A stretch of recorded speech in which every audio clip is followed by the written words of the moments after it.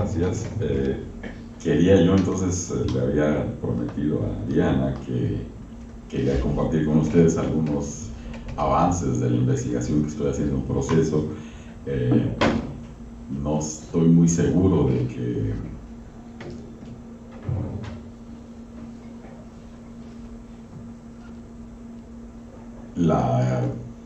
visto que es un proceso constructivo, que esté ya algo como para presentar en forma, quizás es una osadía más bien presentarlo, pero bueno, me interesaba conversar con ustedes, sobre todo porque son del norte y porque esto que voy a presentarles tiene más que ver con el norte que con el centro que he trabajado yo más tiempo, ¿no? Pero en ese contexto dije, bueno, qué mejor que hacerme llegar comentarios de gente que conoce la historiografía del norte de México, mucho mejor que yo, desde luego, pero es ahí donde les decía que mi temor quizás es una osadía presentar algo que he trabajado poco frente a ustedes, pero bueno, quería en efecto que fueran parte de un estímulo para avanzar un poco en esta investigación, que un poco Pablo conocía los inicios ya hace algunos años, pero que bueno, por distintas cuestiones he estado dilatando un poco en la presentación. Entonces, en este trabajo que les voy a presentar el día de hoy, voy a tratar de analizar cómo los empresarios llegan a Sinaloa y en busca de la riqueza transforman el paisaje. El primer vector de esta transformación es Albert K. Owen, quien desea construir un ferrocarril en el norte de Sinaloa y logra iniciarlo a través de la creación de una colonia de migrantes norteamericanos deseosos de encontrar proyectos de sociedades igualitarias. Es a través de los archivos de estos personajes que me acerco a la naturaleza y el paisaje que le rodea, sobre todo privilegiando los testimonios escritos y fotográficos, y ahí creo que Pablo me va a poder dar muchas sugerencias, de Ira Dwayne Neelan, y lo contrasto con las transformaciones que acarrea la apertura de nuevas tierras al cultivo de la caña de azúcar, primero con Benjamin Johnson y en segundo lugar con los productos que circulan por el ferrocarril. Esta exploración, aún en proceso, supone dos momentos importantes en la historia de esta región. La primera es su colonización a través de la llegada de colonos norteamericanos que abren las tierras de cultivo e impulsan un proyecto de desarrollo económico con la construcción de un ferrocarril que conectaba Topolobampo a Kansas City, y la segunda con la construcción de varios ramales de este ferrocarril que entre 1880 y 1920 generan un desarrollo económico sin precedente, donde la caña de azúcar se convierte en la principal mercancía regional, pero sin estar ausentes otros cultivos de subsistencia como el maíz y toda una gama de productos que circulan a través de las vías férreas. En esencia, lo que relato en este seminario son los sueños de los colonos norteamericanos que llegan a Topolobampo con la esperanza de crear una colonia autosuficiente de productos agrícolas, pero también con la ambición de vincular el puerto con el gran comercio norteamericano a través de la construcción de un ferrocarril que nos sirve para confrontar los proyectos con las realidades materiales y que vería circular no solo los excedentes de productos agrícolas, sino también una gran cantidad de mercancías donde los metales, el ganado y sus productos forestales serían un motor de desarrollo que convertiría a Topolobampo en otra California, como le llamaban ellos, en una región donde la riqueza no tendría que encontrarse solo al norte del río Bravo. Entonces son cuatro apartados en general. En el primero voy a hablar del descubrimiento de esta región y sus proyectos de desarrollo, y el descubrimiento de Topolobampo, por lo menos cartográficamente, fue una obra de ingenieros norteamericanos. El primer mapa donde aparece con detalle el puerto lo realiza un ingeniero estadounidense y desde entonces aparece una geografía maravillosa.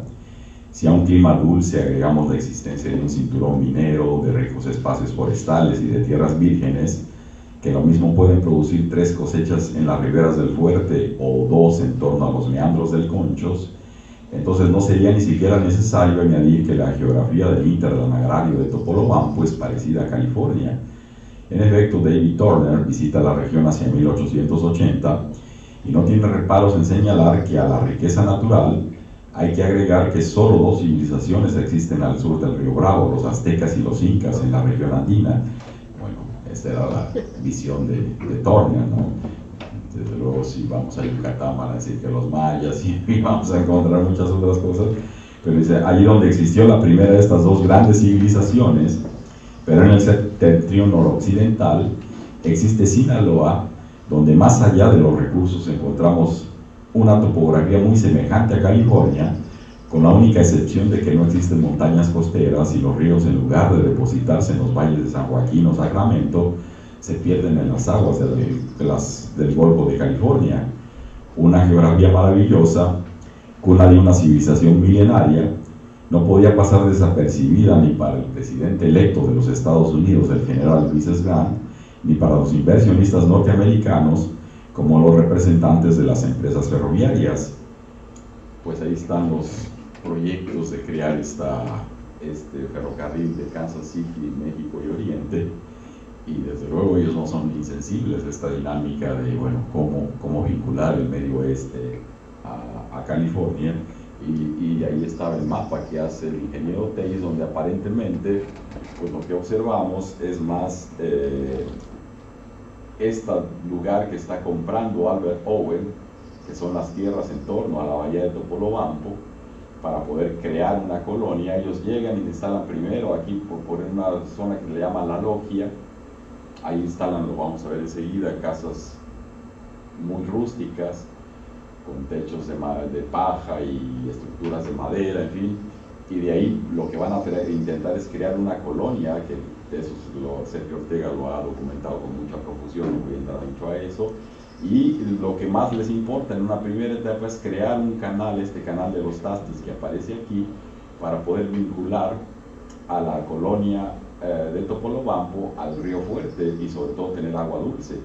Pero en fin, el proyecto esencial es ese, es vincular a través del ferrocarril, y ellos entonces desde el último tercio del siglo XIX empiezan a levantar el mapa que convence a los congresistas norteamericanos para construir una salida al mar Pacífico desde Kansas, y ahí la vía Austin-Topolobampo parecía muy convincente.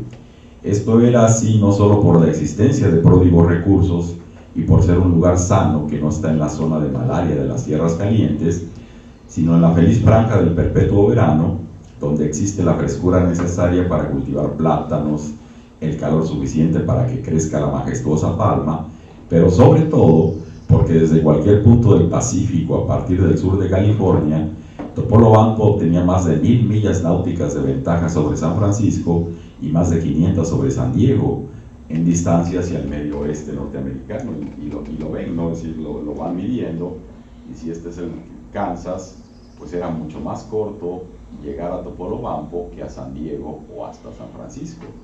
Y es en esa dinámica, desde luego, que al mismo tiempo están incorporando terrenos mineros de la sierra, terrenos boscosos de la sierra, lo que le comentaba Víctor ayer, el ganado de Chihuahua, en fin, toda la parte agrícola de la región del Fuerte.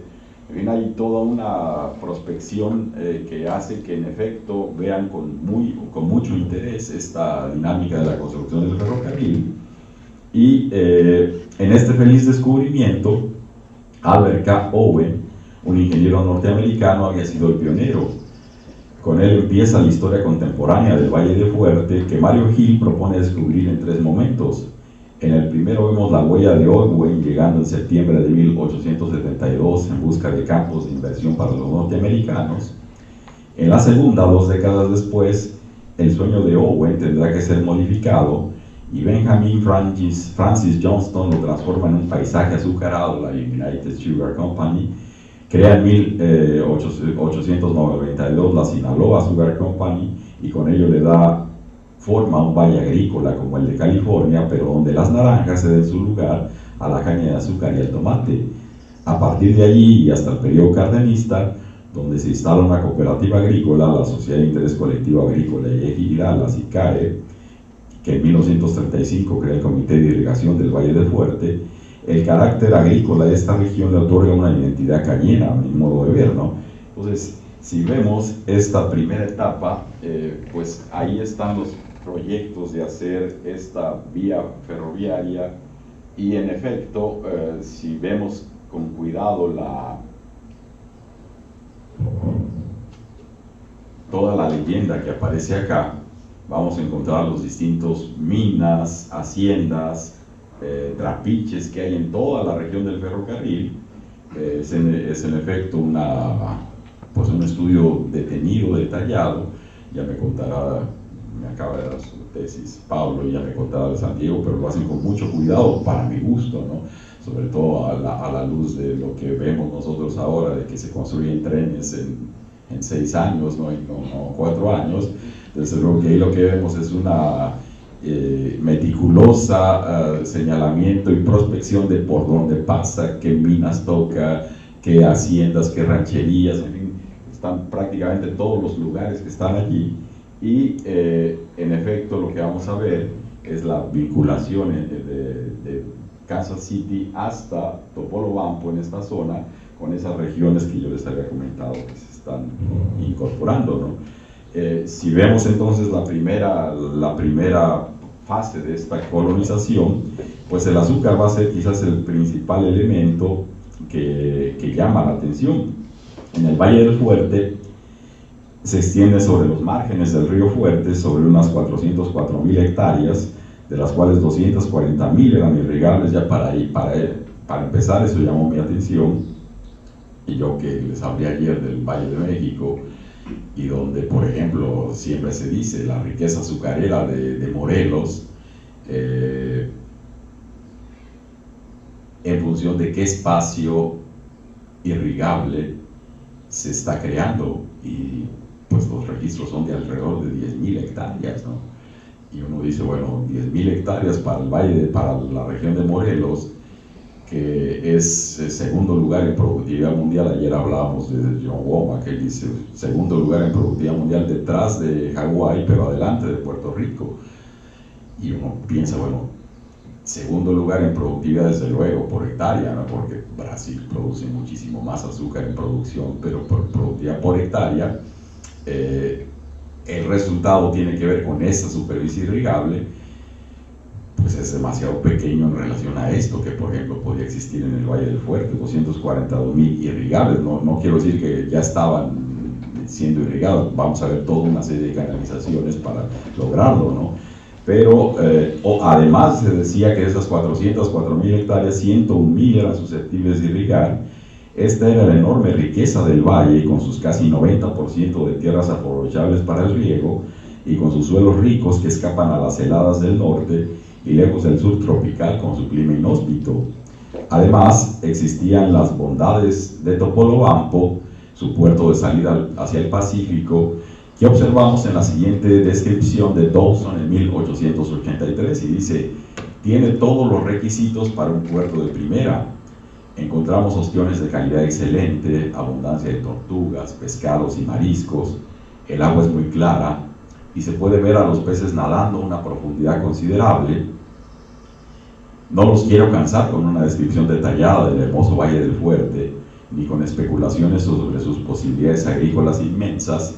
He visitado el Valle de México, las regiones regadas por el Río Grande y otras partes de la República, y con esas oportunidades para formar una opinión diré que para mí Sinaloa es el jardín de esta república. Aunque subdesarrollado, el Valle del Fuerte es el punto más rico de este estado, dice Dawson, ¿no? Y la preocupación por aprovechar esta región entonces se va a cristalizar con el sueño de Owen. Owen, como ya les comenté, había sido un ingeniero empleado en la construcción del ferrocarril central mexicano, quien fue comisionado por el general Palmer, creador de este proyecto, para examinar la costa del Pacífico al norte de San Blas, con el objetivo de extender el ferrocarril de Denver y Río Grande hacia el Pacífico. Y bueno, ahí lo que encuentra es un sueño seductor que parece al alcance de la mano de los idealistas norteamericanos como David Turner, cónsul norteamericano en La Paz, quien llega a Sinaloa buscando minerales y viajando por todos los rincones del territorio hacia 1870, y ahí sus ríos demuestran una hidrografía favorable, donde incluso piensa que el Fuerte y el Sinaloa podrían ser navegables. Sus bosques pródigos en ébano, cedro, guayacán, roble y mezquite, y minerales abundantes en oro, plata, bronce, plomo y acero. Las posibilidades agrícolas incluyen papas y vegetales, trigo y caña. La conclusión es que no existe otro territorio comparable a Sinaloa donde el agricultor y el minero podrían obtener mejores beneficios. Parecía pues que ya conocían el trabajo que comentamos ayer de Esther Padilla, donde, bueno, en efecto, Sonora no era lo mismo, ¿no? Y en cambio Sinaloa parecía un lugar con mucho más prodigalidad de recursos. Ahí entonces en esta primera etapa de colonización del valle, lo que era muy importante era construir este canal para llevar el agua, el que veíamos, el canal de los Tastes, y va a ser quizás una etapa interesante, pero más que relatarles esa etapa, podríamos decir que pues aquí está la colonia de Owen, va a adquirir todo este territorio mediante la ley de colonización que le dan ventajas a los colonos que vienen, y lo que existía de alguna manera eran una serie de ingenios y pueblos indígenas en torno a las riberas del fuerte. Esto era un poco lo que en esta etapa entre 1872 y 1902 era como la ocupación del espacio, ¿no?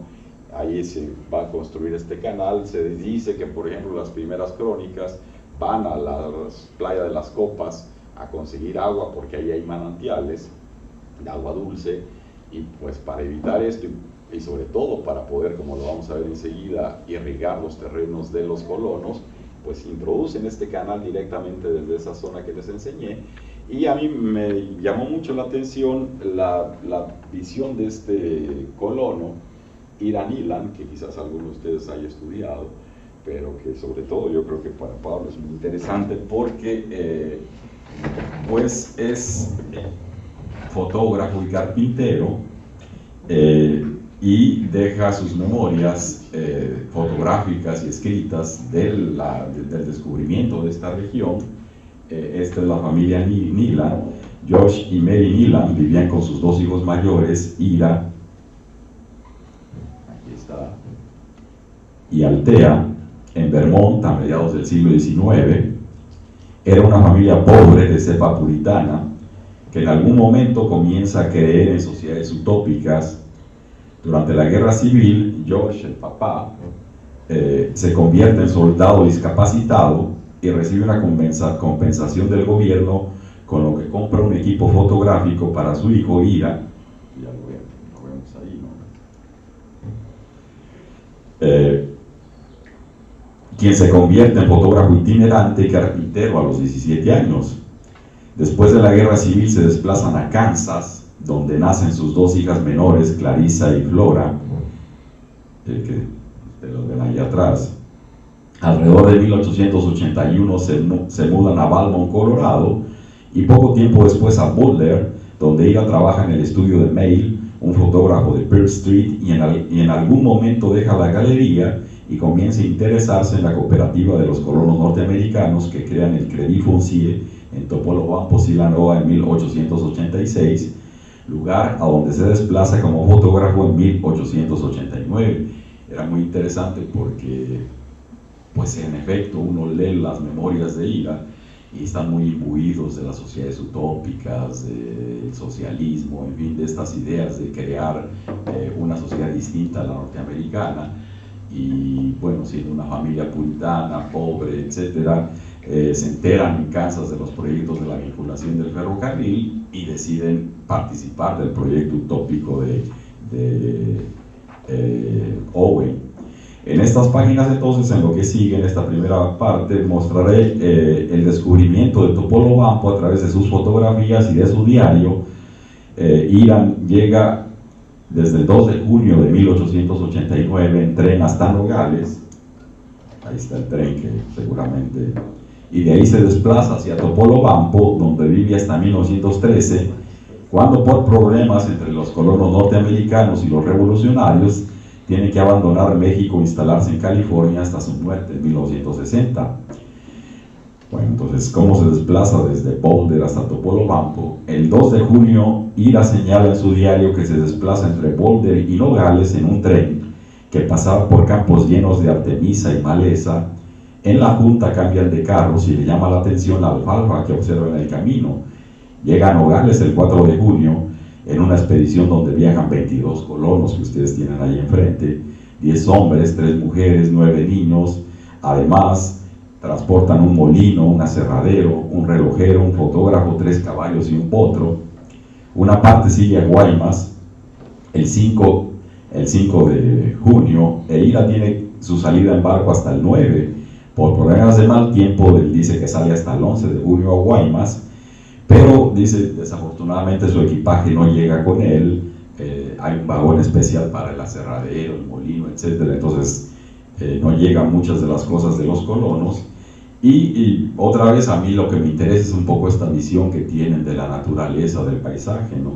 Porque hay muchos detalles en sus diarios. Sus primeras impresiones de Guaymas son las de un pueblo de adobe, donde observa algunos jardines con malvas, rosas y arbustos, y le sorprende encontrar abejas negras en un clima agradable, entre 32 y 37 grados, noches templadas, que una sábana y una colcha le evitan el frío. Ahí se entretiene visitando una fábrica de hielo, que también hace manufactura de cerillos, nada en la bahía, descubre barcos que cargan sacos de sal. De su equipo solo viaja con un panal de abejas, y esto es una cosa que a mí me llamó mucho la atención. Pareciera como si supusiera que no hay abejas en México, y sin embargo, precisamente de lo que se va a dar cuenta es que a su llegada inmediatamente encuentra abejas. En Guaymas espera que un barco los pueda llevar, el Lucifer y el Sol, que llevan su carga y mucho carbón y pólvora para transportar a Giabampo, y describe muchos lagartijas y un escorpión de 1 pulgada. Llega a Giabampo el 12 de julio, luego de 16 días de viaje en barco, que describe lleno de viento y que precisamente mata buena parte de sus abejas. Algunas comienzan a hacer su panal en Guaymas, pero se sorprende al encontrar abejas en Aguiabanco. Dice, pero hay abejas aquí, le escribe a su madre. Dice, estoy sentado en la casa de un hombre que tiene muchas abejas, pues supongo que son africanas, porque dice black ones, ¿no? Las abejas negras, ¿no? Y bueno, hay todo un trabajo que a mí me llama mucho la atención, que seguramente ustedes también conocen, el trabajo de Angélica Márquez, donde narra cómo el cultivo de las abejas en Yucatán, en la zona de Maya, pues se enfrenta precisamente a la colonización de las abejas europeas, mientras que lo que existía en la zona maya era la abeja melipona, esta abeja que no pica, ¿no? Y que tiene una enorme ventaja frente a la abeja europea, porque se puede cultivar, por decirlo así, en los jardines de la gente, y existen miles de apiarios en Yucatán, ¿no? Y sin embargo, dice, cuando llegan todos estos sistemas de Emus otis, de la nueva apicultura, y llegan las colonización de las abejas negras, acaban con las abejas meliponas o disminuyen mucho la colonia, y eso incide en que ya no sea un cultivo de familiar, sino se convierte en un cultivo industrial, con enormes consecuencias ecológicas, ¿no? Entonces yo me preguntaba por qué esta idea del traslado de las abejas, que van a ver ustedes, es muy recurrente en las notas de Irán Ilan, ¿no? De Ajiabampo a la logia hace 2 días, encuentra un clima apacible con agua tibia salida de un pozo de 18 a 12 pies de profundidad, que se vierte en ollas de barro para mantenerla templada y un clima agradable. Observa los campos de maíz, donde los colonos hacen la pizca de un campo. Ya habían llegado los primeros colonos en el 86, 3 años antes, ¿no? Se pregunta por qué los colonos no tienen suficiente maíz y vegetales para alimentarse todo el año, y concluye que es porque les falta hacer llegar el agua del río Fuerte a sus plantíos. Esto que veíamos, esta idea del canal de los Tastes, ¿no? A su hermana Ali le envió una carta el 24 de julio, donde él informa que las lluvias han comenzado a caer ese día, y le señala que las flores y frutos de los huertos que ya asoman en la logia se reavivarán. Luego le comenta las peripecias del viaje en barco de Guaymas a Ajiabampo, donde lo interesante es que, más que narrarle cómo sale el lunes 24 de Guaymas, y un hombre le ayuda a cargar su equipaje junto con las abejas, otro niño lo lleva en una balsa que estaba hacia el barco, el Sol, que estaba siendo cargado con 7 toneladas para partir hacia Lorita, dice él, y supongo yo que era Loreto, no sé, en la costa de Baja California. El barco inicia el viaje acompañado del viento que lo lleva a Lorita, y ahí el barco, dice, observa que es cargado con rocas. Al día siguiente elevan anclas, y solo señala que con tanto sol busca con ansia alguna sombra, y al no encontrarla solo imagina un paisaje con árboles y agua fresca, y así se aproxima a Topolobampo, pasando por la boca del río Yaqui con paisaje nublado que les obliga a permanecer un día en el barco antes de desembarcar. Al bajar sube al pueblo a desayunar tortillas y una carne que no sabe qué nombre tenía, pero según dice él era de primera clase, nada que ver con lo que había comido en el barco, dice, en los días de viaje. Luego habla un poco del valle que ustedes tienen ahí, como lo retrata, el valle de Ajiabampo hasta los Mochis. Dice, para él más que un valle, todo el terreno entre Ajiabampo hasta los Mochis es una planicie casi muerta, solo cortada por las crecidas del río que se aprovechan para sembrar, cuando los descensos de las aguas dejan las riberas aptas para practicar los cultivos. Como no hay cerca, los vecinos mexicanos pueden sembrar en cuanto las aguas desciendan. Tan pronto como obtienen su cosecha, dejan entrar al ganado para aprovechar el rastrojo, respetando siempre las tierras bajas donde los colonos norteamericanos siembran sus cultivos, como el sorgo. Desde el monte Seguín se aprecia la llanura, solo cortada por la majestuosidad del río que ustedes ven ahí al fondo, y algunos caminos que se pierden en la aridez de los arbustos. Pero así como el señor Whitney hace crecer el sorgo, ahí está el señor Scallon, este que ustedes ven con sombrero, aparece acá, y ahí dice Scallon, apuntando su mirada hacia la cima, sabiendo que a sus espaldas el valle pronto cambiará con la voluntad del trabajo de los migrantes. Sin embargo, detrás de la aridez previa a las lluvias, una multitud de conejos y algunos gatos monteses forman parte de la mitad de la maleza, que nunca estaba cubierta de nieve como en Denver, y le llama mucho la atención, y que el 28 de julio había sido mojada por unas 20 milímetros de lluvia, lo único que les hacía falta para ver crecer plantas en el valle. No solo la vida salvaje de Topolobampo atrae la mirada de ira a sus hermanas, quizás para hacerles ver la valentía del varón de la casa, les menciona sus compañeros de morada. Una mañana, a punto de ponerse sus zapatos, se encuentra una gran tarántula dentro. Luego, cuando mueve su mesa de trabajo, descubre que tenía como compañero de habitación a un escorpión, y el croar de los sapos era algo cotidiano, pero ninguno de ellos, dice, parecía interesado en hacerle daño, como tampoco las lagartijas ni los reptiles. Lo que sí era muy molesto era la cantidad enorme de mosquitos, más incómodos, dice él, que las víboras de cascabel, que ni con sus 9 cascabeles habla de una que caza, ni que 9 cascabeles. Dice, pues realmente es mucho más peligroso los mosquitos, que es una presencia cotidiana. Y otra cosa que ve con mucha molestia, el polvo, ¿no? Que es algo que uno percibe, dice, detalles de la vida cotidiana a través de la correspondencia. En la última parte de la charla les voy a hablar más de lo económico, que me interesa más a mí, pero en efecto esta parte de la correspondencia llama mucho la atención por todos esos detalles de la vida cotidiana que va introduciendo, ¿no? El mosquito, el calor, el polvo, en fin, todo ese tipo de cosas. En efecto, los colonos norteamericanos que viven en la logia, que se encuentra unos 10 kilómetros aguas abajo de Ahome, sobre una superficie de unos 400.000 acres, 161.000 hectáreas, ellos construyen sus casas en las riberas del río, con construcciones de madera, aprovechan las varas de los arbustos y la paja para construir sus paredes, y sus techos a la sombra de árboles y cactus gigantescos que los mantienen a la sombra. Pues esta es la parte, ahí llega el sol y los barcos en la bahía de Topolobampo, y es el camino que van siguiendo, y precisamente dice, bueno, estos son los cactus que existían gigantescos, pero también esta es el tipo de casas que se van a ir construyendo en la logia, y esta dinámica de los trabajos es allí en esta logia donde Nilan vive rodeado de toda esta fauna, y donde no solo hace fotos, también ayuda al carnicero a destazar puercos, cultiva el maíz, espanta a los pájaros para que no coman el maíz, saca agua del pozo en botellas que limpia previamente, escribe cartas, guarda algunas de sus vecinos e informa en lo que les decía de la vida cotidiana de la colonia.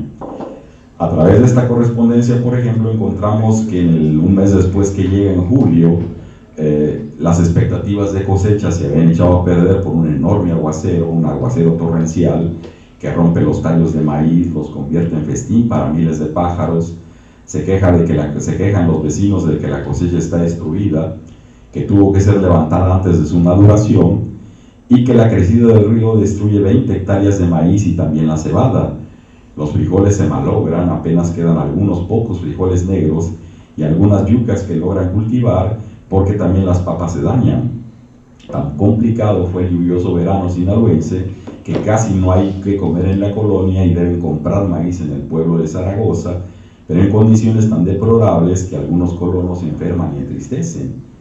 La perspectiva que ofrecen en este momento contrasta con el optimismo de este socialista utópico que intenta llegar con esta idea de una colonia moderna, donde por otra parte no había moneda, no había relaciones aparentemente capitalistas, y detrás había un proyecto enormemente capitalista como el ferrocarril, pero en efecto donde en este momento parece ser que las inundaciones son un factor de fuerte pérdida de las cosechas, ¿no? Él no pierde la moral y dice incluso que si mientras algunos otros colonos sí lo hacen, pues él cree que Owen va a lograr construir el ferrocarril y generar un desarrollo económico importante en la zona. Needham no comparte el pesimismo. Un mes después de su llegada, escribe a su padre para informarle que Owen está en Inglaterra negociando capitales para construir el ferrocarril, pero al no obtener éxito, serán los capitalistas norteamericanos los que comenzarán el próximo verano su construcción. Por tanto, espera un auge en la región y aprovecha para escribir el paisaje de la bahía en donde se construía el tren. Dice, y ahí lo ven ustedes también, que es una bahía estrecha, rodeada de estribaciones y de colinas que proporcionan aguas profundas frente al embarcadero. Desde el monte Joshua se observa que un barco puede girar en ese estrecho porque hay espacio de sobra. También hay una carretera para diligencias, ustedes ven allí, ¿no? Que están construyendo los colonos rodeando la colina, y llega hasta los humedales que se cubren de agua cuando sube la marea. La carretera está tan baja que también se inunda cuando la marea está alta. El ferrocarril se proyecta en línea recta hasta las montañas y surcará el valle donde estará la colonia de migrantes junto al pueblo de los Mochis, los dos situados en una llanura arenosa con deslaves limonosos provenientes de la montaña. Aún más señala que no se percibe él fuera de la logia regresando a los Estados Unidos. Me comenta, si algún colono está desanimado, esto se debe más al escritor que a la realidad. Y para él, las cartas son ventanas para mirar al interior de sus escritores, enfocando de dos maneras. Y Pablo me dirá, dice, en forma clara, que parecen reflejar los objetos de manera natural, y con un filtro de vidrio de colores que aumentan la belleza de las cosas. Él tenía la mirada del fotógrafo, ¿no? Está mirando siempre en función de esto, pero solo, dice él, cuando el observador se sitúa detrás y mira al objeto mismo, logra adivinar la naturaleza de las cosas. En su representación, él se siente bien en la logia.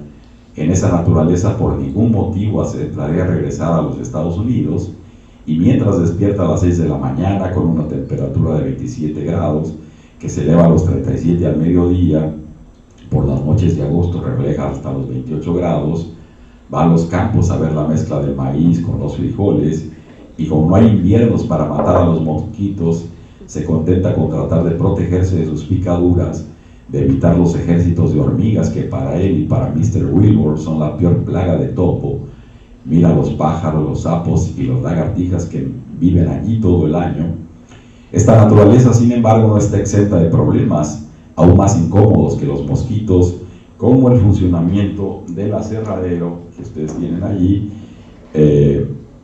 con troncos enormes traídos de las montañas. Para Ira, quien construye el aserradero tenía en mente su uso con maderas enormes, y si bien en la sierra abundaban una gran variedad de troncos inmensos, lo que parecía simple, que era cortar esos árboles y transportarlos por flotación a través del río hasta la logia, era realmente una empresa complicada y muy costosa.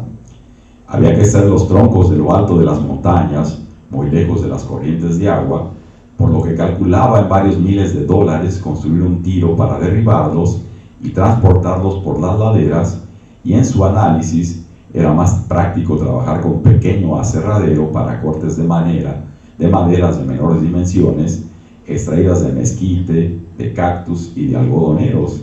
Y en efecto, ahí él señala, lo ven ahí, pues todos estos árboles de mezquite, que por otra parte, yo no sé si alguno de ustedes me podrá sacar de esa duda, pero se medían en cuerdas de madera, y que he buscado la equivalencia de la cuerda y me ha sido muy difícil encontrar un equivalente de la cuerda de madera. Da la ilusión en efecto que es que se medía con una cuerda de un cierto número y que tiene una cuestión de metros cúbicos, se puede convertir a metros cúbicos, pero él en efecto dice, bueno, esta es madera traída de la sierra, de mezquite, que ya lo hemos visto también en el trabajo de Stubik y Gisbert, ¿no? Como menciona, como en San Luis Potosí acaban con el mezquite, las mineras, va a ser una de las cosas más devastadores que hace la minería, y él dice, bueno, en el fondo tendríamos que tener un aserradero mucho más pequeño y poder utilizar, incluso, no se ve en esta fotografía, pero hay otra en la que le llama la atención cómo se va empujando los mezquites, que dice es muy incómodo para ser transportados, ¿no? Lo van empujando 11 indios yaquis, y ahí entonces él dice, admira mucho esta, de alguna manera, capacidad de trabajo que tienen los indios yaquis, y no solo de trabajo, sino de oposición a ciertas medidas del gobierno porfirista que vamos a ver enseguida, ¿no? Otro problema, además de las maderas, es el de conseguir productos lácteos. ¿Convenía más importar vacas o conseguirlas en Sinaloa? Y ahí se pregunta, bueno, en Sinaloa el valor de la vaca no excede los 15 pesos por cabeza, aunque no eran tan productivas como en los Estados Unidos, ¿no?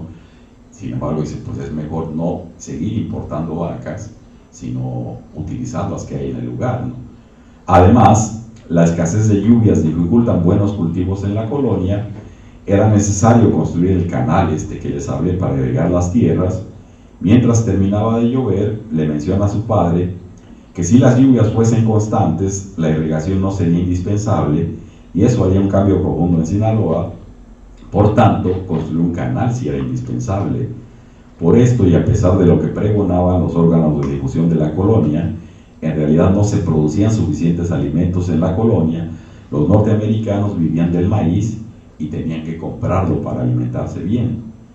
Las razones de esta situación no apuntan ni al clima ni al suelo, tampoco al tamaño de las explotaciones. Para Neelan, el clima y el suelo son tan buenos como cualquiera de los Estados Unidos, y ahí esto que explicaba en la primera parte tiene resonancia. Pues ahí las condiciones parecían ser ideales, ¿no? El tamaño de la explotación tampoco era un factor, puesto que la mayoría de los colonos no cultivaban todo su espacio arable, y por ello se les cubría de maleza y ramas de mezquite. Para encontrar las causas había que analizar la competencia de los colonos, que según él no eran agricultores y trabajaban solo de 6 a 10 de la mañana. En cambio, por la tarde, entre la 1 y las 5, dice él, nadie se preocupa por hacerlo. Las familias en su mayoría tenían una vaca, pollos y animales de la granja. Además de lo que producían, compraban queso, fruta y otros productos a los mexicanos, y así vivían cómodamente. Solo unos 25 colonos asistían al comedor público por no tener dinero para conseguir productos extras con los vecinos de los pueblos, y consumían lo que les ofrecían en el comedor. Ahí les daban pan de maíz blanco y jaspeado, que es el pan de dulce y pan sin endulzar, salsa de harina de maíz, jarabe, vinagre, cebada, café y sal, además de verduras de raíz roja cada día. La caza menor era bastante abundante, es decir, había muchos conejos y ardillas, y en las islas existía un montón de tortugas, aunque la única carne que había estado en la mesa últimamente, dice él, procedía de una cabra vieja que algunos colonos habían comprado por 50 centavos. Si faltara algo, los plátanos crecían en 4 o 5 meses y sin embargo los colonos no acostumbran comerlos mucho, ¿no? Esa es un poco la visión de la colonia. Una vez que llega, se instala y después de algunos meses, llega en junio como lo vimos, en septiembre va a recuperar sus cosas a Nogales, ¿no? Su material. Ahí decide viajar y el gran problema dice, bueno, es que no hay veleros que salgan, estos que veíamos ahí, dicen, normalmente salen dos veces al mes y sin embargo en época de lluvias o en época de fuertes vientos no salen, no encuentra cómo llegar allá y entonces decide viajar 260 millas entre caballo y caminando, ¿no? Para eso dice, me llevo una camiseta, un par de overoles, zapatos, calcetines, sombrero y paliacate, un revólver en el bolsillo, una navaja, monedero, una cantinflora, 3 libras de maíz, un pedazo de azúcar, una vela, un par extra de calcetines, cerillos, aguja, hilo y la insignia de la colonia, y una carta que le lleva al cónsul norteamericano en Guaymas, y 255 pesos para pagar la aduana, y ahí sale, ¿no? En el camino pernocta en ranchos donde come tortillas, queso, en ocasiones leche. Llega a Jiabampo el 7, donde encuentra un grupo de norteamericanos que trabajan ya en el proyecto del ferrocarril. Salen a Guaymas. Él decide no acompañar a los norteamericanos, pero los va encontrando en el camino.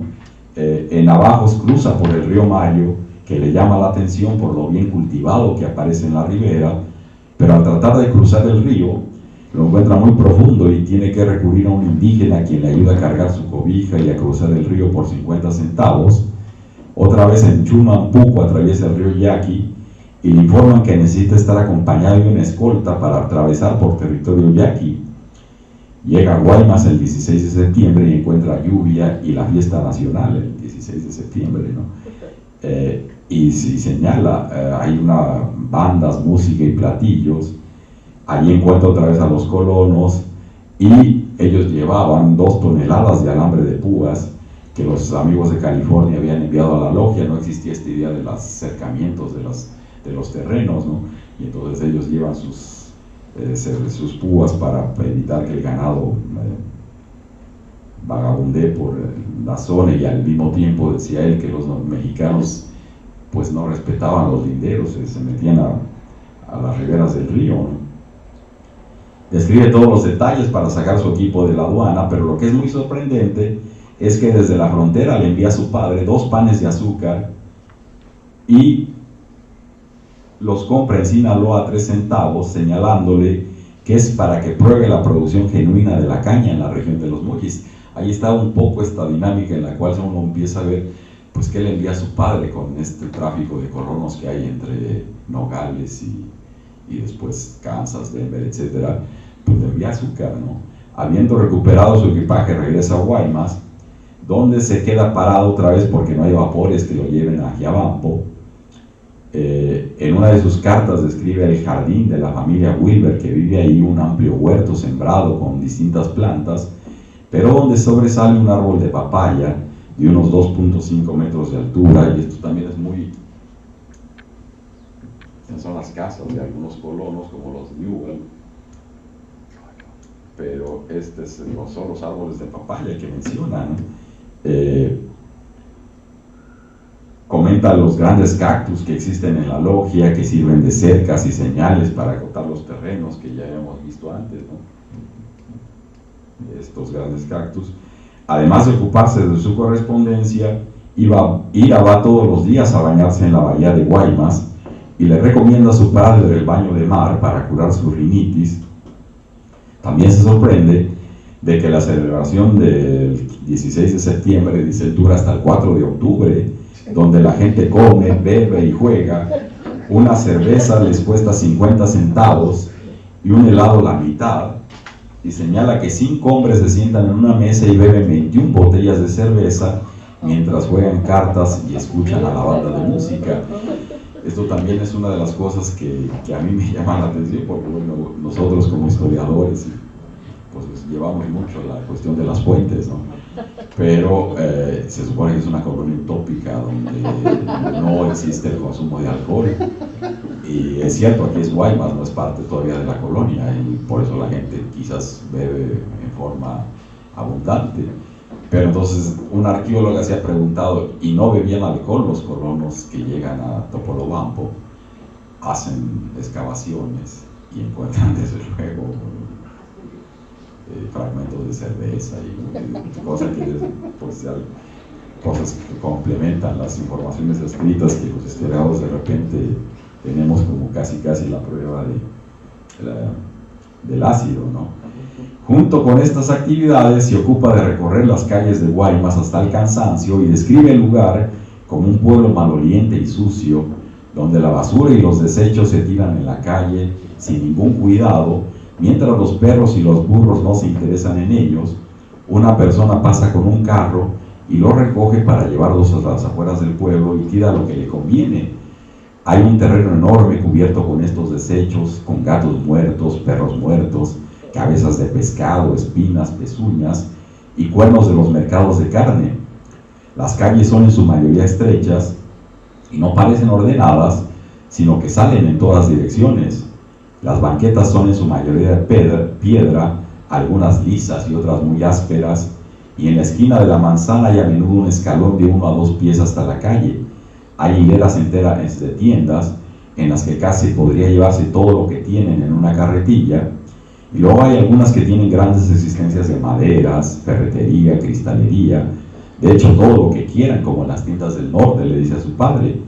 Por ejemplo, hay una curtiduría propiedad de un norteamericano, donde se pueden conseguir suelas de cuero, como en los Estados Unidos, y a mejores precios, por lo que les aconseja seguir las recomendaciones dirigidas a los colonos, donde se les pide llevar suelas de cuero. Lo mismo señala para el azúcar, ya que cerca de la logia existen trapiches que fabrican azúcar blanca con mano de obra barata, y señala que lo que en el norte se hace con ingeniería y algo de maquinaria, en Sinaloa es con mano de obra que recurre a la fuerza y comunidad, pero no es muy productiva. Menciona parte de esta generalización de los trabajadores, lo merecen para ir a los yaquis, estos que cargaban los troncos de los árboles, y de los que había que cuidarse en el camino cuando cruza por el territorio. Para él esta tribu le merece todo su reconocimiento, puesto que era una nación trabajadora que a la llegada de los españoles no quiso rendirse ni ceder sus tierras a los invasores. Los que se rindieron se convirtieron, según él, en máquinas y bestias de carga que hacen el trabajo rudo en Sinaloa. Los que no lo hicieron, otra vez según él, fueron expulsados a las montañas y el gobierno mexicano no sabe cómo atraparlos. De vez en cuando hay algún percance con ellos, alguna disputa, pero luego las cosas toman su curso normal. Por ejemplo, unos días antes de su llegada a Guaymas, algunos yaquis habían matado a 3 o 4 soldados y el país entero estaba sacudido por la noticia. Por ello nadie cruzaba este territorio sin estar acompañado de una escolta, y él no piensa, dice, no voy a regresar por ese camino, aunque, dice él, a los colonos norteamericanos nunca nos han atacado y no había por qué temerlo. A pesar de la frialdad del puerto y de sus malos olores, Ira rescata un huerto con palmas de coco, naranjos y limas. Las naranjas no están maduras, pero compra 11 a 20 centavos. En cambio, las limas son dulces y amarillas, como las naranjas, y más baratas.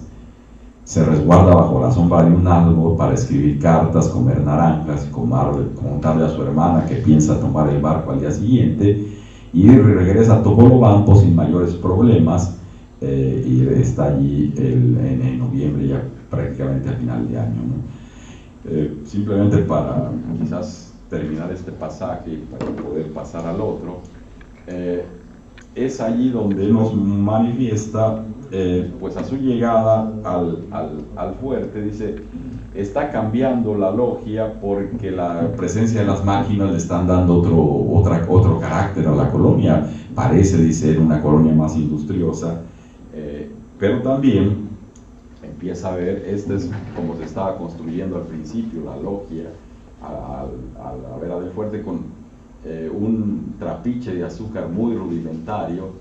Las casas, él dice que aquí tenía su estudio fotográfico al principio, y las casas que están en torno a la sombra de los árboles desde allí habla, como llega noviembre, describe la festividad del Thanksgiving, que para él dice, bueno, en el fondo lo único que hubo acá fue música, no hubo prácticamente nada especial. En cambio sí le llama mucho la atención los trabajos de la fabricación de azúcar. Menciona cómo le preparan una bebida que describe como una limonada de primera clase, le ofrecen naranjas, en fin, y cerca en un rancho en Mochicawi descubre un cocodrilo que se asolea en la arena, y le avisan a un vigilante armado con rifle. Deciden no matarlo. Los vigilantes mencionan que hay pocos cocodrilos en el lugar, y como ya habían visto uno por allí, suponen que es el mismo y lo dejan tranquilo, aunque dice él, algunos chicos del campamento se entretienen disparando a los cocodrilos de vez en cuando. En el camino a Mochicawi se detienen en la casa de Juan Acosta, que es lo que veíamos acá, esta casa con ese enorme higo, esa enorme higuera. Allí,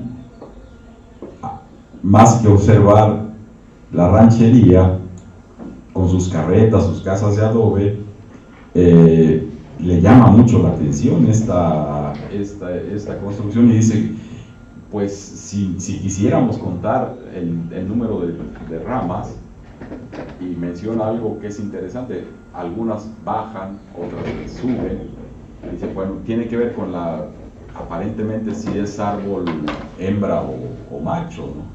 Y dice, no me acuerdo, me explicaron cuál es la dinámica del crecimiento, pero dice, forman una enorme pared de media hectárea, todo este tipo de árboles que están en la casa de don Juan Acosta, y que hablan pues de esa naturaleza de alguna manera abundante.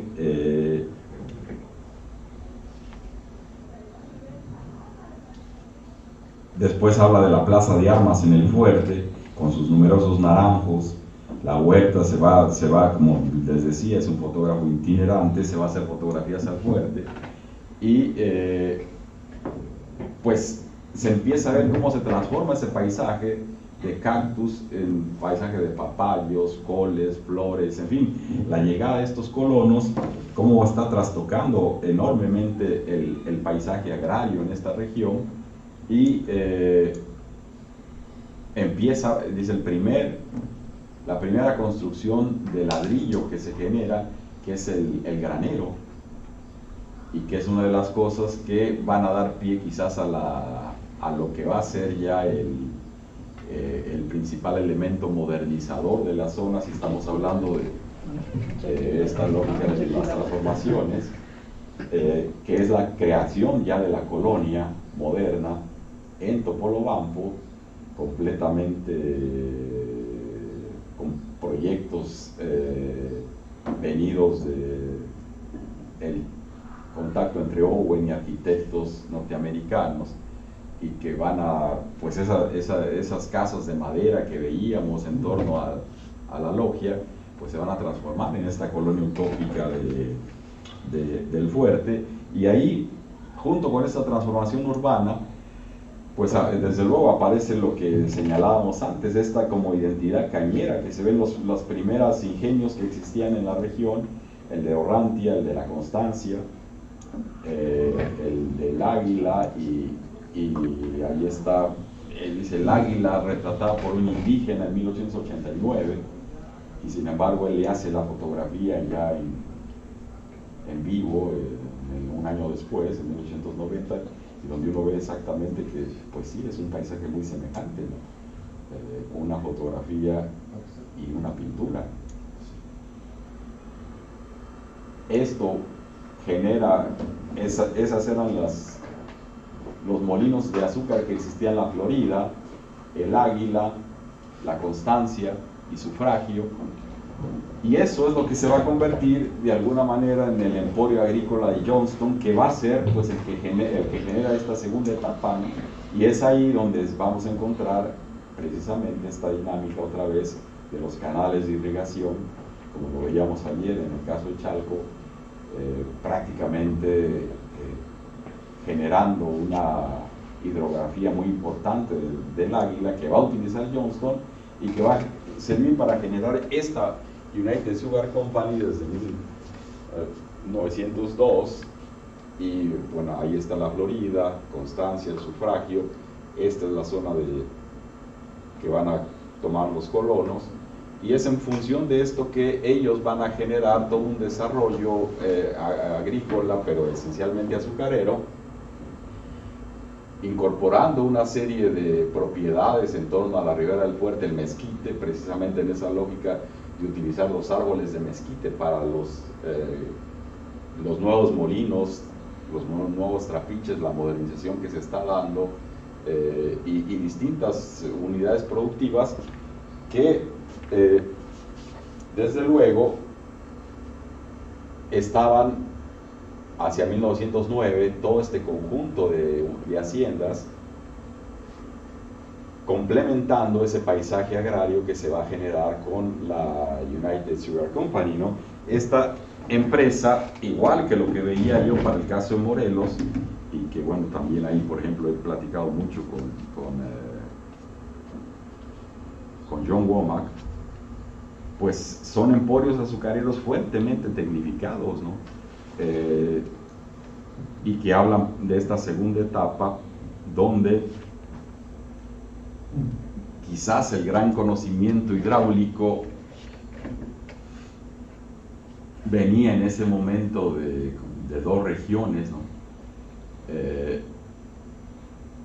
El administrador de la hacienda de Zacatepec, Felipe Ruiz de Velasco,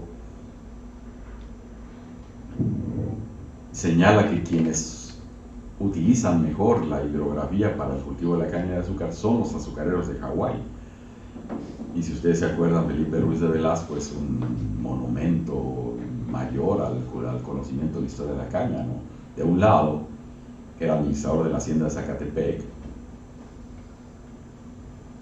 durante muchos años, cargo que hereda de su padre, por tanto toda la familia había sido de administradores toda su vida, y cuando hereda el cargo de su padre, pues dice, ¿a dónde voy a estudiar? Le dice a su padre, no, ellos eran de origen español,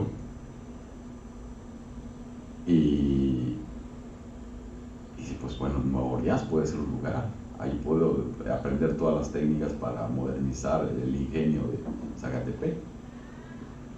Y empiezan a discutir, tienen la correspondencia entre Tomás entre Tomás padre y Felipe hijo, y el padre le dice, bueno, pero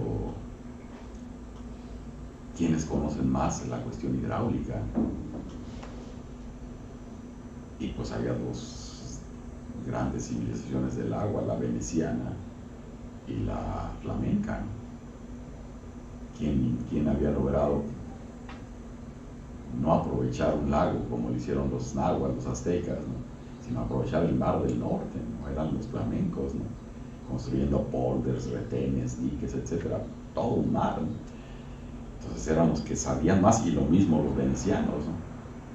Y le dice su padre, pues vete a estudiar a los Países Bajos, y se va a estudiar a Gembloux, en Bélgica, en los Países Bajos, precisamente esta idea de cómo controlar las aguas, porque el gran problema que tenía, y es lo que decía yo que he comentado mucho con Womack, es que Zacatepec era pequeñita, 1500 hectáreas.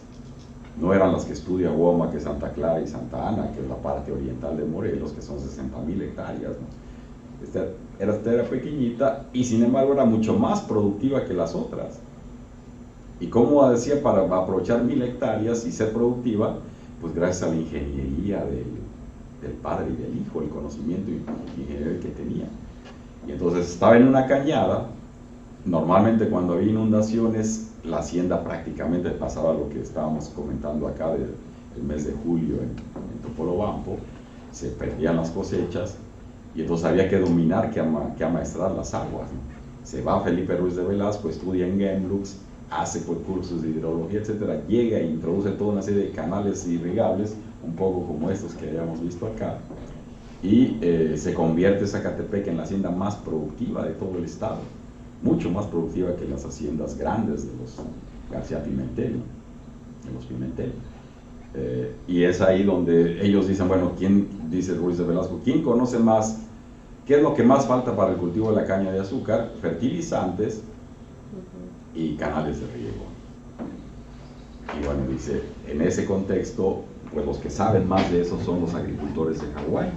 Y cuando uno mira a esta United Sugar Company, por ejemplo, en 1917, apenas transcurrida un poco más de una década en la creación de la United Sugar, se reorganiza la empresa incorporando paquetes tecnológicos que incluyen técnicos azucareros venidos de Hawái, empleos de nuevos combustibles, el petróleo lo introduce, de nueva maquinaria, lo que se refleja en la producción de caña de azúcar.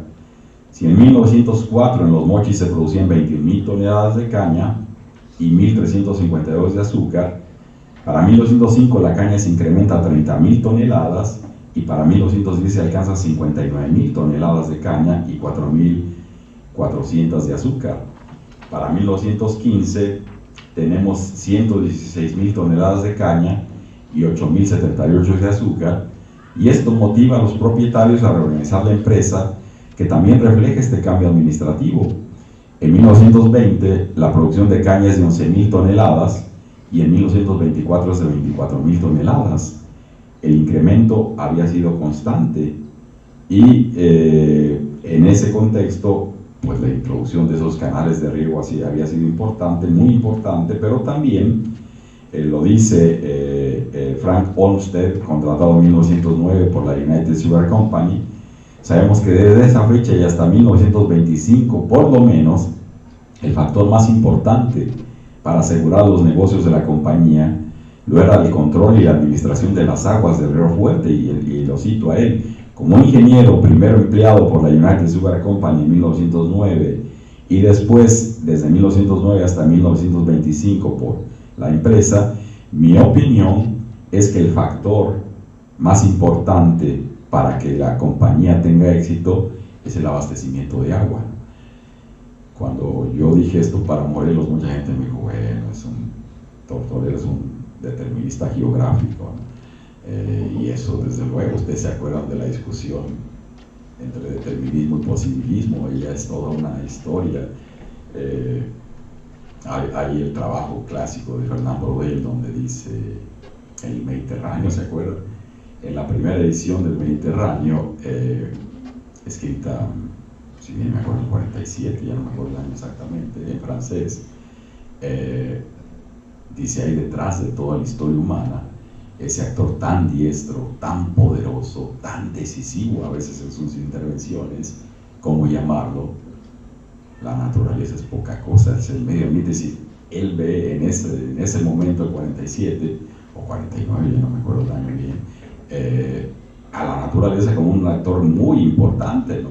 Tan importante que Joseph Fontana le dice, bueno, dice, Braudel piensa que el Mediterráneo es tan fuerte el determinismo geográfico que las montañas mueven a los hombres, los expulsan, ¿no? Y le dice Fontana, ¿acaso los hombres no también mueven a las montañas? Y no hay esta dinámica del posibilismo. Y desde luego Lucien Febvre y Marc Bloch y todos estos pues empiezan a hablar del posibilismo. En la segunda edición del Mediterráneo quita esa conclusión Braudel, porque se da cuenta de que está cayendo en un fuerte determinismo geográfico y que hay un montón de Francias posibles. Escribe la identidad de Francia en varios volúmenes y ahí quita esta idea del gran actor tan diestro, tan poderoso, tan decisivo en sus intervenciones, ¿no?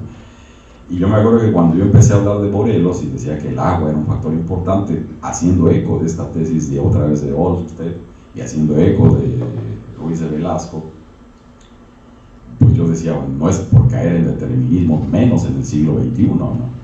Sino es por invitar a reflexionar sobre la importancia del agua en el aspecto, por ejemplo, del cultivo de la caña de azúcar. Y ahí se da uno cuenta de que incluso en estos espacios, lo menciona el ingeniero, dice, el factor fundamental es el agua.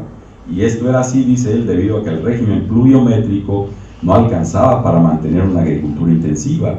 Las lluvias apenas registran un promedio de 365 milímetros y lo mide durante el periodo del 13 al 23, lo cual es enteramente insuficiente para practicar una agricultura comercial. Además de ser insuficiente, las lluvias se extendían apenas entre el 1 de julio y el 1 de octubre, mientras que el cultivo de la caña necesitaba el agua por lo menos durante 10 meses, la solución no podía ser otra que aprovechar las aguas del fuerte, que contaban con un caudal de casi 4 millones de metros cúbicos, para poder regar unas 404.000 hectáreas de tierra. Y para ello se construyen ingeniosos sistemas de riego que consisten en desviar los caudales de agua acumulados a mediados del verano en el fuerte hacia zonas bajas adyacentes del río. Y ahí, bueno, pues yo menciono todo esto, menciono también cómo empieza a haber la experticia también de los azucareros de Hawái, y hacen venir a técnicos azucareros de Hawái, y también para utilizar el combustible, utilizan el cactus de la pitaya, que existe en las toneladas del mezquite que veíamos ahí. En fin, todo esto va a generar un desarrollo agrícola sin precedente en este momento, que ustedes ven en esta dinámica, pues los inicios balbuciantes de la producción de caña de azúcar, y prácticamente a partir de 1920 cómo va teniendo un crecimiento exponencial hasta la llegada de la SICAE, y se estabiliza durante varios años, pero que van a ser esencialmente esto lo que genera esta identidad que yo decía, esta identidad cañera de la región. De hecho,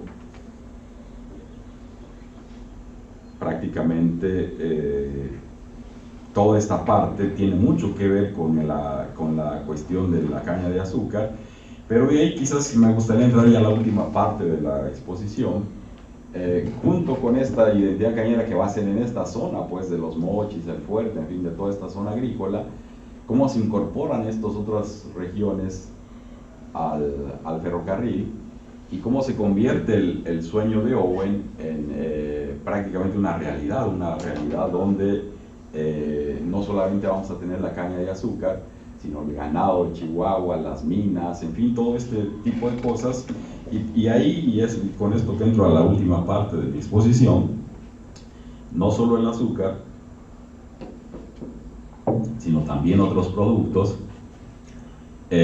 Con la llegada de los colonos aparecen las necesidades de alimentación, y los registros conservados nos muestran que no solo de caña de azúcar vive la población, ni siquiera en el fuerte. Desde las primeras narraciones aparecen evidencias por cultivar hortalizas, frutos, cereales, viandas y una diversidad productiva. Hay muchos testimonios, ¿no? Pero, por ejemplo, simplemente ya hemos visto el de Ira Milan, pero por ejemplo, en 1897 se hace un informe dirigido al ministro del momento para ver la condición que guardan los colonos de Topolobampo, ya que ahí existían serios conflictos entre dos bandos de colonos. Y en cuanto a víveres, se dice, cuentan en abundancia con tortugas, pescados, gallinas, venados, patos, maíz, legumbres y gran cantidad de huevos.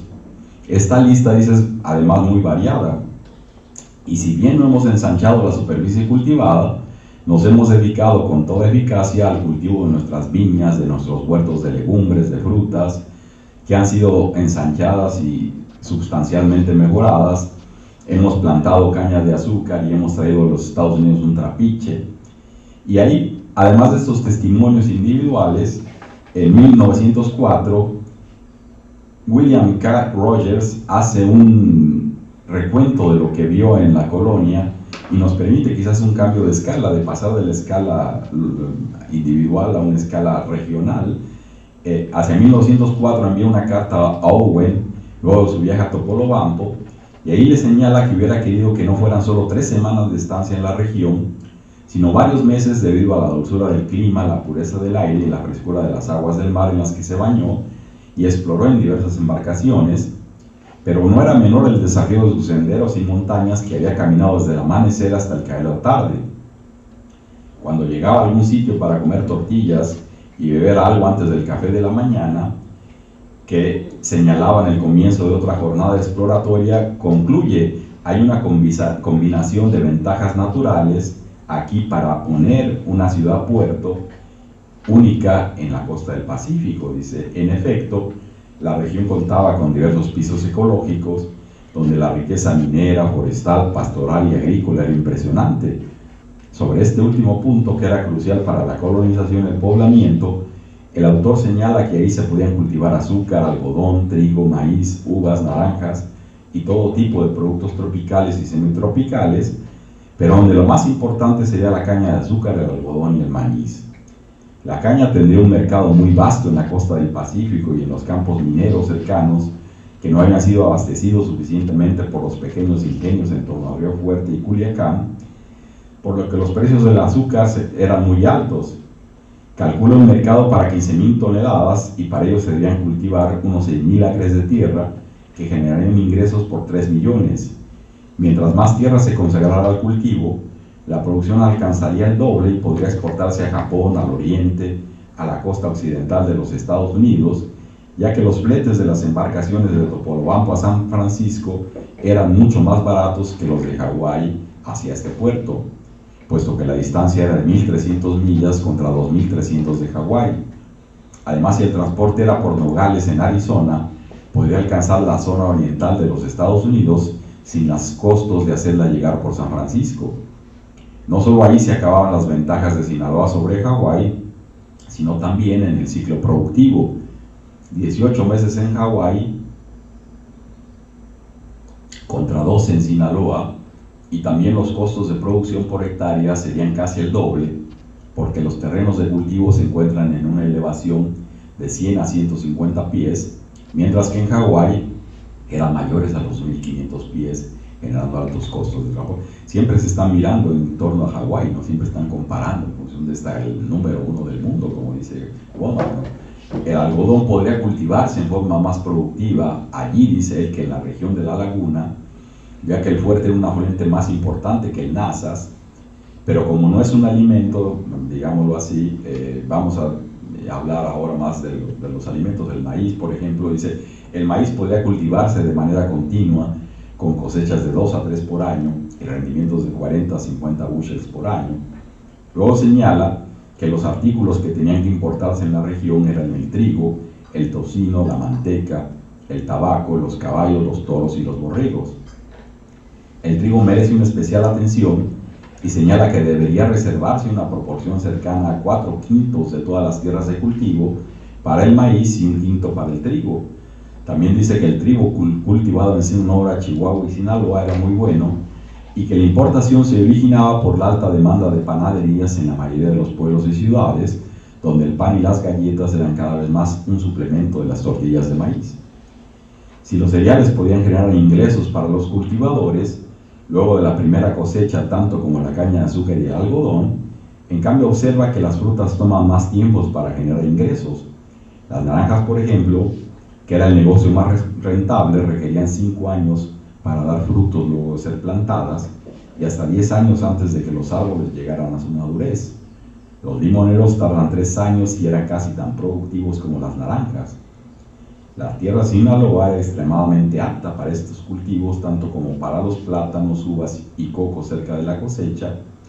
Las naranjas se plantaban 200 matas por acre y a los 10 años en su madurez podían producir hasta 1.000 naranjas por árbol, como lo hacían en la plantación de la familia Sacani, quien después de 15 años de cultivarlas tenía en 1904 unos 1.700 árboles con rendimientos de 1.000 naranjas por cada árbol, lo que arrojaba una producción de 2 millones de naranjas que se vendían entre 75 centavos y 1 peso por cada 100 en la plantación. Los frijoles deberían cultivarse junto con el maíz, pero luego señala que la mantequilla tenía una buena demanda en las zonas mineras, pero consumiendo por extranjeros, ya que los nativos no la consumían y preferían convertir la leche de vaca en quesos. Los huevos también eran muy demandados y los pollos también, alcanzando una madurez en menos tiempo que en los Estados Unidos. Las embarcaciones que surcaban los mares de la costa oeste eran altos consumidores de pescado, huevos, pollos y vegetales. Especialmente la industria piscícola tendría altos rendimientos en Topolobampo para el consumo local y el de las regiones mineras. Entre las bebidas, el mezcal era muy solicitado, ocupando el lugar que el whisky tenía en los Estados Unidos, dice esta persona. Era la bebida favorita de la población, y se producía a partir del agave que crecía en cualquier lugar y sin necesidad de irrigación, y según él se vendía entre 75 centavos y $1 el galón. Si esta es la radiografía de la alimentación y los cultivos que obtenemos a través de los colonos, de los informes de las autoridades y de este viajero, esto me interesaría contrastarlo con los informes del ferrocarril. Y ahí he estado estudiando, después de que me vi con Pablo hace algunos años en Puebla, la circulación de mercancías en el ferrocarril. Ya cristalizado el proyecto de Owen.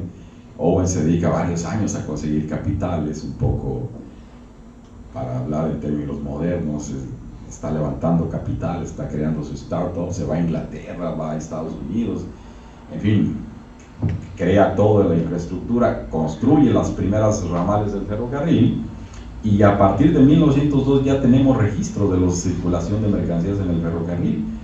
El primer año en el que yo encontré registro en el AGN de México es en 1903, y ahí los productos agrícolas constituyen por mucho el tonelaje más alto, poco más de 1 millón de kilogramos transportados, seguidos por los productos de la selva, leña y madera de construcción, con 258,000 kilos, y los productos inorgánicos, arena, cal, petróleo, metales, también cerca con 237,000. Pues ahí está, el predominio de productos agrícolas en los primeros años es importante, ¿no? Productos de la selva, la madera, productos animales o minerales, es muy poco. Realmente los productos agrícolas, el campeón son la alfalfa, la hierba, las papas, los elotes, el trigo y el maíz, heno, paja para los caballos, frutas y legumbres, frijol, poco de café y azúcar. Ahí parece no estar integrado todavía este comercio del azúcar de la United Sugar, pero en los siguientes años sí lo vamos a empezar a ver.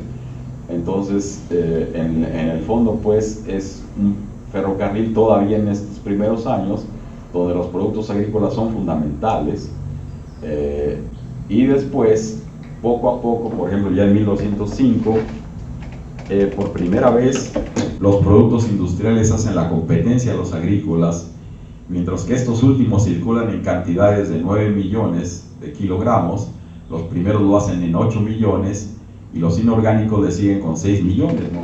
Ahí están los productos agrícolas, 9 millones, productos luego los industriales y los inorgánicos. Otra vez, el azúcar de caña es el principal producto transportado, ahora sí ya está incorporado al ferrocarril. Prácticamente la mitad se transporta en el ramal de Topolobampo al fuerte, le siguen las semillas, luego el heno y la paja, seguramente para los animales, finalmente el maíz. Se empiezan a delinear perfiles regionales muy marcados, donde se observa que en la región del fuerte la producción y circulación de azúcar es la actividad agrícola más importante, mientras en Miñaca el trigo y el maíz tienen primacía. Se observa que la presencia del guano, quizá como fertilizante en las plantaciones cañeras, es muy importante, esto que hablábamos antes, ¿no? Decía Ruiz de Velasco, bueno, prácticamente sistemas de riego tenemos los más importantes en Morelos, como los agricultores de Hawái, pero fertilizantes no tenemos, eso sí no utilizamos. Y mi suposición es que este guano es un poco lo que dice Esther Padilla en su artículo, ¿no? Que es el guano de las aves, de los murciélagos, que se utiliza como fertilizante y circula muy fuertemente en el ferrocarril. Esa es una parte importante porque se está convirtiendo, creo yo, esta United Sugar Company en extraordinariamente productiva por la utilización de este fertilizante, pues natural de alguna manera, ¿no? Y que circula con mucha fuerza, a diferencia de lo que pasa en Morelos, ¿no? Junto con ello, el transporte de vinos y licores es muy alto en el fuerte, por eso decía yo que mis sospechas de que los colonos sí le traban duro al trago, ¿no? Y también cigarros y puros. Se adivina entonces una población que no hizo mucho caso de los proyectos filantrópicos de Albert Owen, su fundador, quien proponía una sociedad donde el único vicio sería el de trabajar y donde la ayuda mutua, la cooperación, la solidaridad y la educación alejarían a los colonos norteamericanos de los vicios de las sociedades capitalistas. Hay toda una discusión ahí, por ejemplo, ¿no? La maestra de la escuela, que hay, por ejemplo, yo nunca he visto un trabajo de la escuela de Topolobampo. Hay mucha gente que le interesa la historia de la educación, y entre ellos mi mujer, y siempre me ha dicho, bueno, tendrías que hacer un trabajo de eso, porque no hay todo un escándalo, porque la maestra de escuela se va a bañar al mar con el torso desnudo y la quitan, la quitan de como profesora, porque dicen es contra la moral, es contra las costumbres, ¿no? Y además se va a bañar con hombres, dicen. Entonces es otro escándalo, es si las mujeres pueden cabalgar en las ferias, a horcajadas, ¿no? O tienen que ir del lado derecho como las mujeres mexicanas, o del lado izquierdo del caballo como los norteamericanos. Es decir, es una sociedad muy puritana, muy costumbrista, y sin embargo sí hay una promoción de circulación de alcohol, como se ve ahorita, de tabaco. En 1906 ya está terminado el tercer ramal de la línea, que corre de Tabalaoere a Picacho, y junto con el de Miñaca y el del Fuerte nos muestran una presencia vigorosa del ferrocarril. Este ramal quizás sea responsable que por primera vez los productos inorgánicos sobrepasan en importancia a los agrícolas. Ahí está, como ustedes lo ven, por primera vez ya los inorgánicos sobrepasan a los agrícolas, donde los metales, el carbón de piedra y los materiales de construcción se vuelven más importantes que la caña de azúcar, el trigo y el maíz. Con todo, de los 10.788.450 kilogramos de productos agrícolas, el azúcar de la región del Fuerte es responsable casi de la mitad, 4.300.000. Muy por detrás está el trigo de Tobaloapa con 1.110.000 y el maíz con 236.000 kilos. Los vinos y licores son transportados sobre todo en el ramal de Tobaloapa y el del Fuerte, y las leches y sus derivados, la manteca, el cebo y las grasas, junto con el guano, se transportan más intensamente en el Fuerte. El transporte de agua en el Fuerte sigue siendo muy importante, y por primera vez la leña y la madera de construcción también se convierten en un bien de mucha circulación en esta región. Suponemos que estos consumos tienen relación con el crecimiento urbano y la demanda de las embarcaciones y los ferrocarriles. En 1907 los tres ramales están funcionando, el primero de Tabaloapa a Palomir, el segundo de Miñaca a Sánchez y el tercero de Topolobampo al Fuerte, y este año por primera vez los productos agrícolas son menos importantes que los inorgánicos, los animales y los de la selva. Y ahí ustedes ven, prácticamente los productos agrícolas están por debajo de los inorgánicos, los animales y los productos de la selva. ¿Se acuerdan que hay pues esta discusión que nunca llega realmente a una discusión? No sé si Pablo algo nos dirá de esto, pero pues cuando John Gosborn hace su trabajo sobre el ferrocarril, pues tiene un error metodológico de incluir como productos minerales prácticamente todo lo que sale hacia el mercado externo, ¿no? Y en ese contexto pareciera ser que hay un crecimiento importante de los metales preciosos, y ahí que la corrige Sandra Kunz, le dice, bueno, en el fondo hay dentro de esos minerales hay muchos materiales para la industria de la construcción, por lo tanto es mercado interno. Y en ese contexto hay que señalar que pues es también un crecimiento del mercado interno junto con el mercado externo, y ahí lo que estamos empezando a ver precisamente es esto, es decir, cómo estos productos se están incorporando con los ramales que se incorporan al ferrocarril, y sobre todo, por ejemplo, los productos de las selvas, las maderas. Y ahí quizás, bueno, voy a adelantar, ya estoy terminando, pero esto va a ser importante para incorporar estas nuevas regiones de la sierra, ¿no? Ahora, por primera vez entonces decía, los productos agrícolas son menos importantes que los inorgánicos, animales y los de la selva. Ahora ocupan casi la misma importancia que los industriales, y un poco lo que nos comentaba Víctor ayer y que veíamos con las cartas de Salvador. El ferrocarril busca las zonas ganaderas y están ya sacando el ganado a través del ferrocarril.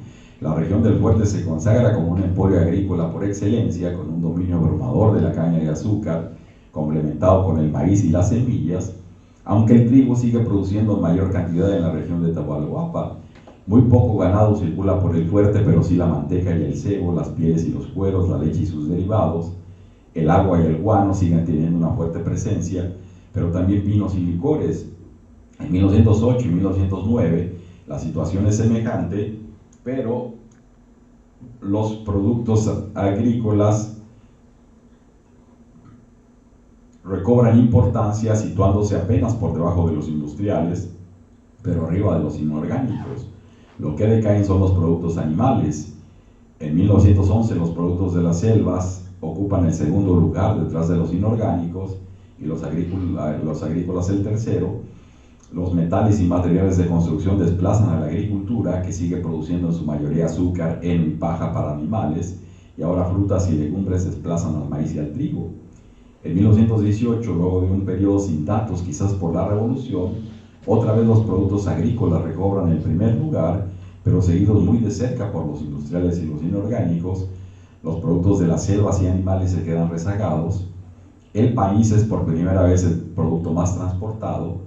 Luego el heno y la paja y el azúcar no aparece, quizá porque el ramal del Fuerte no aparece registrado, tal vez por interrupción del tráfico por la revolución. En 1919 y 20 el cambio se registra la división del Pacífico y otra vez el azúcar está en primer sitio, seguido por frutas, legumbres, maíz, garbanzo y frijol. Entonces, pues ahí estamos encontrando esta medición y esta incorporación de los distintos ramales, ¿no? Y con esta incorporación, prácticamente el mapa que yo les he mostrado al principio, pues ya es con sistemas de información geográfica, el QGIS, etcétera, que lo trasladamos a este mapa. Y pues toda esta franja de la sierra, que es la franja de los productos de las selvas, se incorpora con esta. Ustedes ven cómo van llegando, y otra vez las fotografías de Ira Milan, del corte en las sierras de madera, y en ese contexto entonces pues voy a llegar a la conclusión. Lo observado hasta ahora nos muestra que los sueños de Owen se cristalizan con el ferrocarril, que origina una serie de eslabonamientos donde en materia de producción y circulación de mercancías alimenticias encontramos que la caña de azúcar es el producto principal en la parte occidental del ramal ferroviario, pero que a medida que se van incorporando nuevos ramales, estimula la presencia de nuevos cultivos y la circulación de una canasta alimenticia muy variada.